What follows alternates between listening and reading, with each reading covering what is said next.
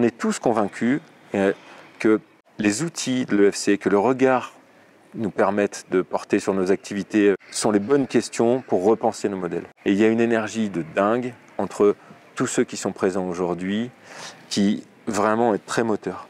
Pour moi, ça a été un coup de foudre, les universités d'été de l'année dernière, donc 2021 dans le Nord. Et à ces universités, j'en suis ressortie complètement galvanisée de tout ce que j'ai pu percevoir, des échanges, des témoignages, etc. C'est un bonheur d'être entouré de gens qui sont animés par la même envie de changer le monde, finalement, puisqu'on en est là. On se sent en capacité d'aborder des projets plus seul, avec d'autres compétences, d'autres approches. Dans tout ce que l'on vit dans l'écosystème EFC, avec l'ensemble des clubs, des groupes de travail, ça a été pour nous un long travail pour rentrer dedans et pour pouvoir comprendre comment tout ça faisait ressource et comment on pouvait être ressources les uns avec les autres. Probablement l'année prochaine, on emmènera sûrement d'autres personnes avec nous, continuer aussi cette acculturation. On voit passer quelque chose, on dit tiens, nouveaux modèles économiques, c'est quoi? Donc déjà, il y a une curiosité en tant que dirigeant. Je vais aller voir ce qui se passe, ce qu'on va dire. Je ne suis pas théoricien, je suis plutôt pratico-pratique. Et ce qui se passe, c'est quand je vois qu'il y a des intervenants plutôt chercheurs, théoriciens, moi ça me plaît beaucoup.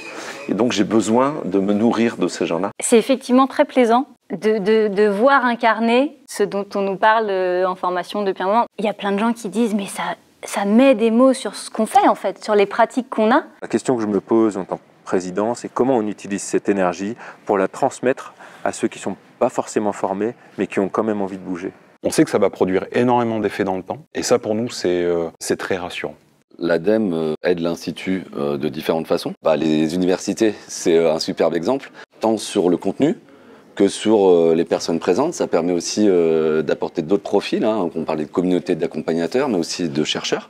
Et donc tout ça, ça vient faire un beau mélange. Alors là, c'est un accélérateur quand on est en présentiel. Je me suis rendu compte en fait que l'entreprise est un outil au service de valeurs qui me sont chères et qu'en plus on est nombreux à partager. Donc c'est plein d'espoir. Il faut accepter ça, accepter que le monde bouge et que mon modèle économique doit bouger aussi.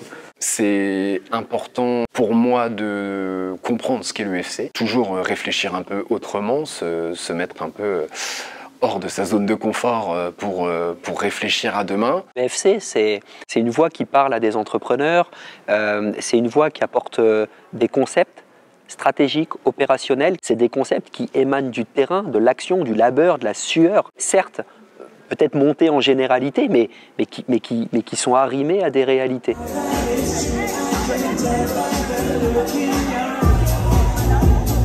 Ça fait très plaisir en fait de vivre ce qu'on est en train de vivre ici aux universités de l'EFC. J'ai eu même plusieurs retours à la fois de sérieux dans le contenu, de quelque chose qui est riche, qui est solide en fait dans les expériences. Et il y a quelque chose d'une sincérité en fait dans la recherche, dans les questions qui se posent et puis la capacité derrière aussi d'accompagner des projets. Et en même temps aussi une grande convivialité, un esprit comme ça de quelqu'un évoquait la qualité de l'écoute et j'étais très touché en fait pour quelqu'un qui vient un peu de loin, qui nous découvre depuis peu, comme ça en quelques heures dans un espace très collectif, qui repère effectivement cette question de l'écoute comme enjeu stratégique.